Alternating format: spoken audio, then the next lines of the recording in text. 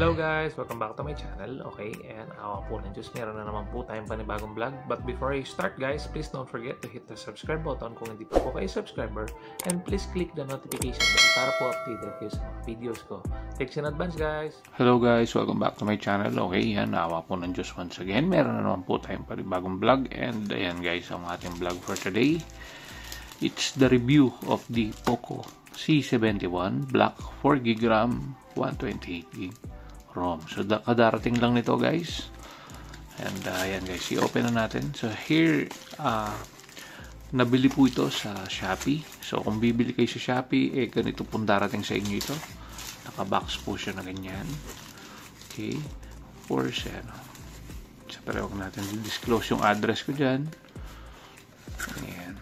Okay. So, yan siya. Basically, ayan. So, I got this at around 4,000 plus kung nakuha to. No? Ito yung resibo niya. Ayan guys. So, okay. Ship to, yan. Hindi, huwag na natin disclose yung ano yan guys, yung info ko. And here it is. Okay. So, ito yung ating pinaka box. So, naka-bubble wrap siya na ganito. Okay. And then, yeah. So, plastic sealed. No? Plastic sealed yan, guys. No? And, what do we have here? Okay. So, ito yung package and contents. Mobile phone, adapter, USB Type-C cable, SIM jack tool, protective case. So, meron siyang protective case. Quick start guide and warranty card, safety information, ayan guys, no? Okay, so yan, 4GB RAM, 128GB black, no?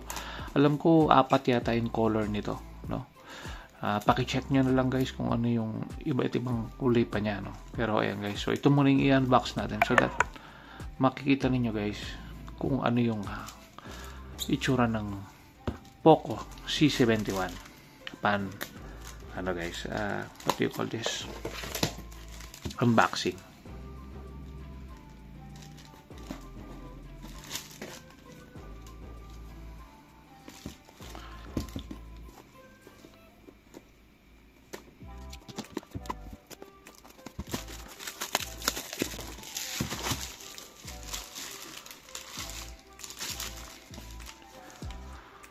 Okay. So, ayan guys. So, sa ibang klase yung nito. Pagka-box niya. Usually, ang mga Poco at saka Xiaomi boxes is itinataas ito. However, this one is sideways ang niya. Ayan guys. Sideways na yung pagkaka-box nito. No? And ayan guys. So, ang unang-una nating makikita is yung ating mismong phone. Okay, so this is the specs of this phone. Okay, so this is it. Yan. Powerful octa-core processor. Unisoc, no guys, T7250, no, which is the, sabi nila T615 yata yun. And then guys, so 32 megapixel AI dual camera. 6.88 big screen, no, laki nito guys. And ayan guys, so massive 5200 milliampere type battery, powered by 15 watts fast charging, secure fingerprint and unlock, face unlock. So meron siyang face unlock at meron siyang dito guys, yan ang ating fingerprint. So anyway, sandal lang guys, labas muna natin yung content niya. Okay, so this is the phone. Yung phone natin. And here's what you will be seeing upon opening the box. Okay. Okay, so it's the charger, of course. No? Ayan. So, do you see it? Okay. Ayan. 15 watts nga. Okay, so it's a 15 watt charger. Small charger. Ayan. And white lang yung niya guys. Ayan, white lang yung color ng ating charging cable. Okay, so ito, alisin na natin ito muna natin siya. And of course, this is the manual guide, start guide, warranty card, and of course yung mga safety information. Okay, and then ito na yung ating case, no? Guys, it's good, no, dahil na merong mga case na usually yung mga Xiaomi and Poco phones. I hope sana sila ang susunod nilang gawin is by the way, meron pa palang to guys, yun yung eject pin niya. I hope sana yung isunod naman nila na freebie is yung headphone or headset, no, mas yun, mas what do you call that, mas mas mas nakakaganang bumili ng mga products nila kasi isipin mo all-in-one na, meron ng headphones. However kasi ito guys, may mga cellphone kasi ang Xiaomi na there's no need for the headphones kasi merong mga unit na walang headphone jack. Ayan, wala nang ganito. Usually yung mga ibang phone ni Xiaomi is wala nang ganyan. Kaya siguro they decided not to include a basic freebie, no? So here's how you will see. So ito yung ating unit. Okay, so ito yung upper part, which is the parang microphone ito guys. Parang microphone or speaker something. Pero hindi, parang speaker siya. Hindi siya yung microphone na alam ko kasi ang microphone is parang ganito ang microphone. And of course, the Type-C slot, 3.5mm audio jack. Dito sa side na to is the SIM card tray. Okay. And then guys, ito yung menu button, volume button. So that's it, no? Wala namang ganong special. And then ang itsura niya sa likod guys, so merong parang rito, no? Parang matte ito. And then this is a fingerprint magnet type na Pero what I have observed with this unit is hindi na siya nalalayo sa iPhone, no? Kasi ganyan yung itsura ng iPhone guys. Ayan, yung flat surface ito. Ayan, which is presentable, no? For how much is this one? 4,000? Ano yata ito guys early bird price. So 4,000, alam ko nasa 5,000 plus ito, something like that. Basta nakuha ko to is less than 4,000 ko pang nakuha dahil nga early bird price, no? So ayan, so ito pa naman yung camera niya. So this is the 32MP camera, no? Check nyo na lang guys kung ano yung official na nito na specs. So for now, ito, ayan na nga guys, so it's buksan na natin guys para makita nyo.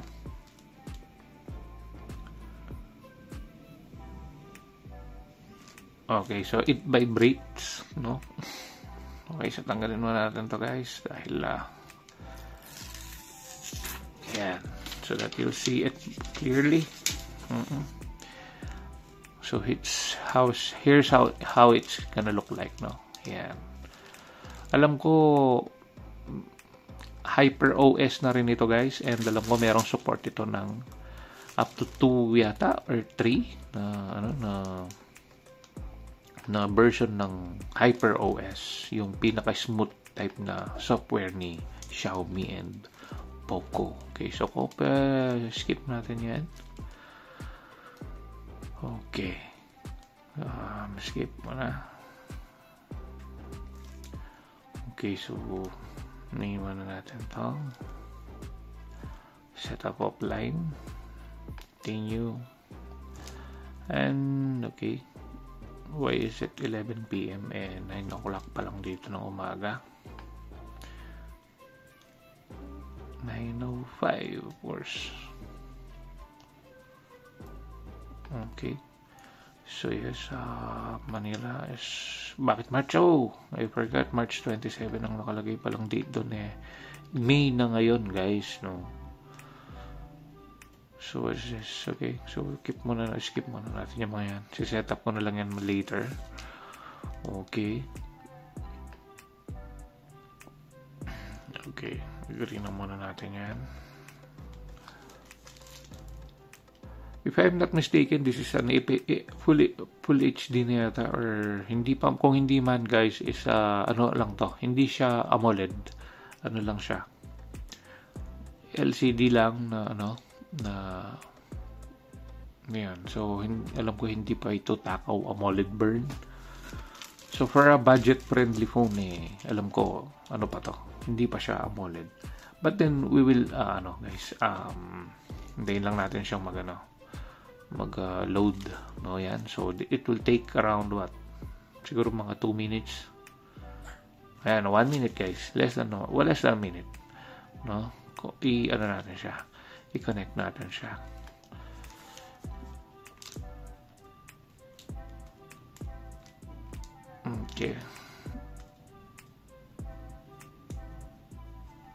Okay, connect muna natin. Okay. Medyo meron pa siyang konting lag, no? Pero it's fine. Normal naman sa mga cellphone yan. Oh, what happened? Okay. Okay. Yeah, let's see. Okay, so yeah. Let's see the official specs of this one. No? Yeah. So, use without an account, of course. Yan, medyo meron pa siyang late feedback, pero so far okay naman. What's this? Continue. So, yes. C71. Well, I don't need that. Oh, bakit baliktad pala to, guys? Dito yung ano niya. Okay, so C71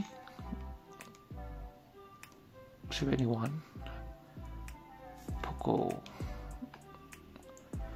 Okay, so ako trusted ko guys is yung GSM Arena as always. Ayan, guys, so April 2025 kaka-release lang. Right now it's May 2025. So ayan guys, tama, 32 megapixel 1080p. Ayan, full HD na siya guys. Ayan yung sinasabi ko, Unisoc T7250 5200 mAh.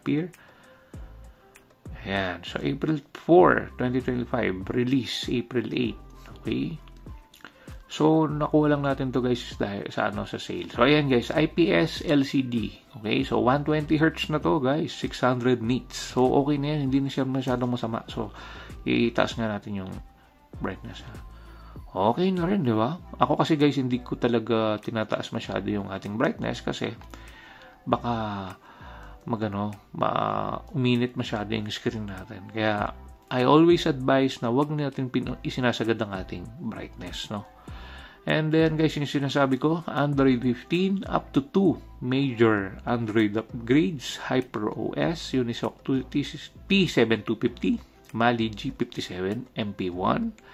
Yeah, so there are 2 variants right now, which is the 3GB 64GB and the 4GB 128. However, meron pa siyang nakalagay dito na 6GB RAM 128, pero yung available lang nito sa Shopee is 4GB 128 and 3GB. Ayan guys, so 4GB RAM lang to. So meron pa palang 6GB RAM na parating in the future. So ayan, 32 megapixel. Selfie camera is 8 megapixel. So hanggang nasaan na ba? Okay, so it doesn't, ayan, hindi pa 720 by 1640, parang hindi pa siya full HD. Okay, so hindi pa siya full HD kasi usually to guys, 1080 yung usually full HD, nito yung FHD. So hindi naman not bad, I think. Not bad. So yan yung basically specs niya. So yan, maybe may konting meron pa siyang konting delay, no? Pero so far wala naman na akong nakikitang iba pang nito. So ang alam ko nasa na rin pala ito guys, is nasa 270 or 250 pataas, 250 to 280,000 yung Antutu score nito, which is not bad for a basic phone, no? Ayan guys, so 4GB RAM, 128GB na what do you call this, na cellphone, and Sandali guys, kunin na rin natin yung eject pin para ma-check natin yung SIM eject, SIM tray niya. Ayan. Kung interested kayo guys, po sale pa rin naman to sa Shopee. So, abangan nyo sa payday sale or either sa June na yan. So, 6/6 sale or payday sale yan guys. So, ayan. So, tingnan natin yung SIM tray niya kung ilang slot, kung meron ba siyang slot for SD card. Okay, yan, ang ganda, no? Kasi you can put 2 SIM cards and you can put 1 SD card, no? Meron kasing mga ibang SIM tray si Xiaomi at si Poco na lang guys, yung mamaya natin balikan.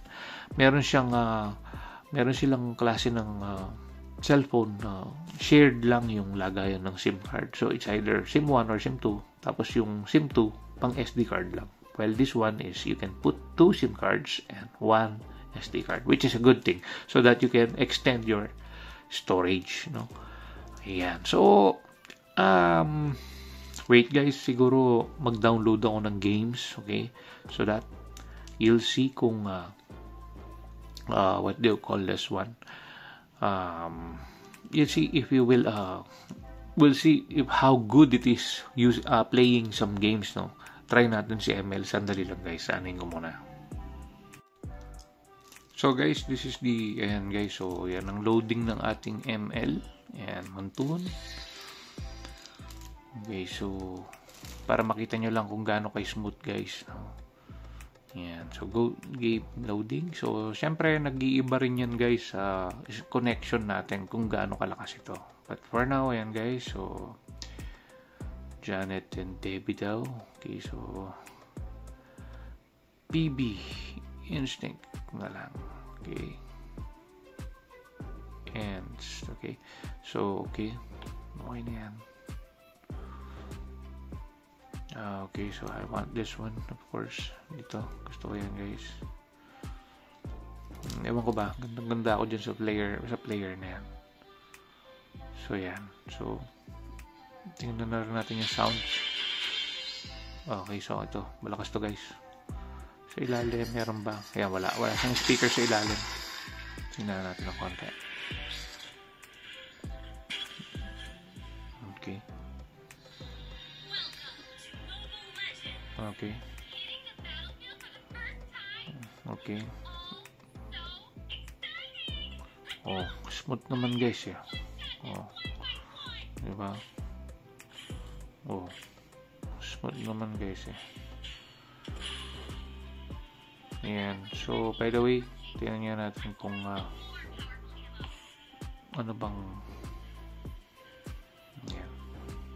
So far, guys, kaya naman, no? And I think standard to guys, standard settings pa lang to. Hindi pa to I guess hindi pa ito yung high-end na settings, no? So, not bad.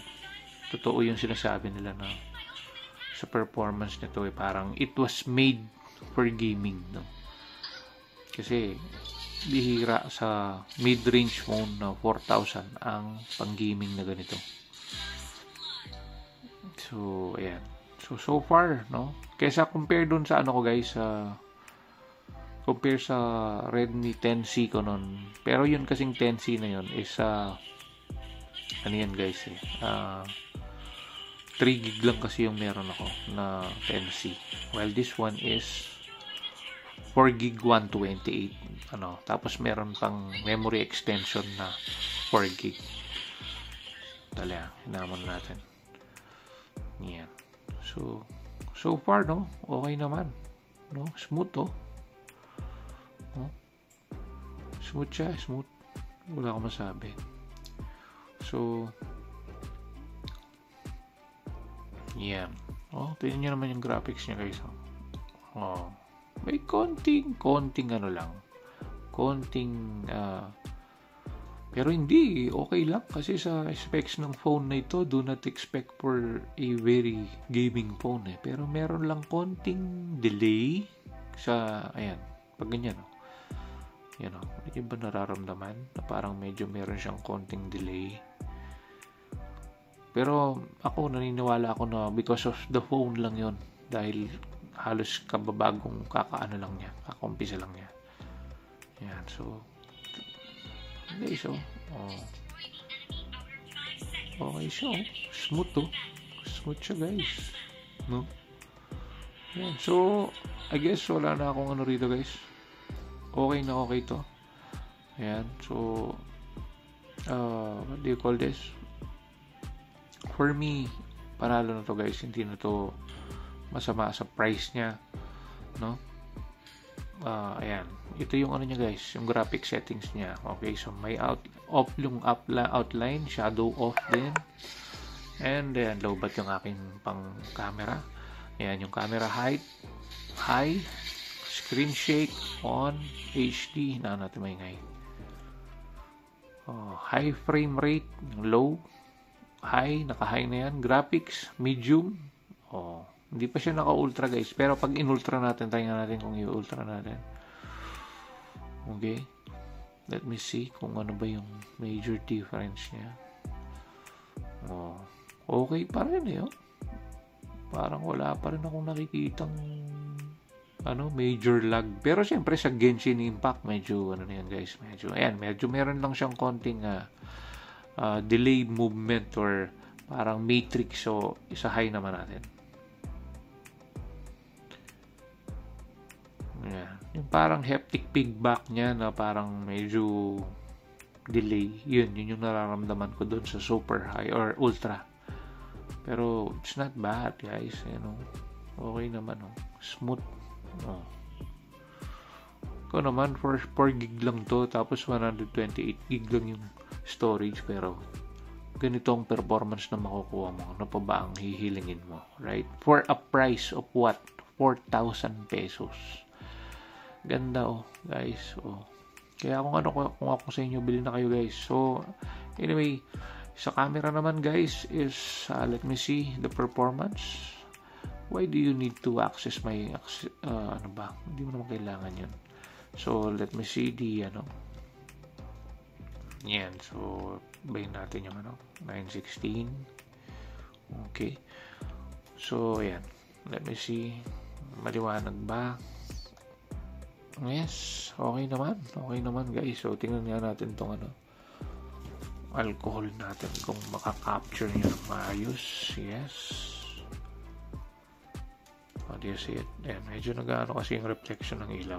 Yeah, actually, personally, okay siya. So, ito yung ating bilihan ng ating tempered glass. Okay naman, di ba? So, sa video, meron ba tong stable? Okay, so far, yun lang. Wala siyang stable. Pero, let me see kung magalaw ba. Okay, let me see kung magalaw ba yung pag-video niya. Okay. Let me see. Okay. Tingnan natin kung ano yung lilitaw na video niya. Okay. Tolerable. Pwede na. Hindi na siya masama. Okay, so, again, pero hindi kasi ito ginawa for camera eh. Ginawa talaga ito, guys, for gaming.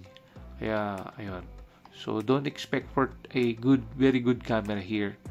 But, again, it's a good performing phone.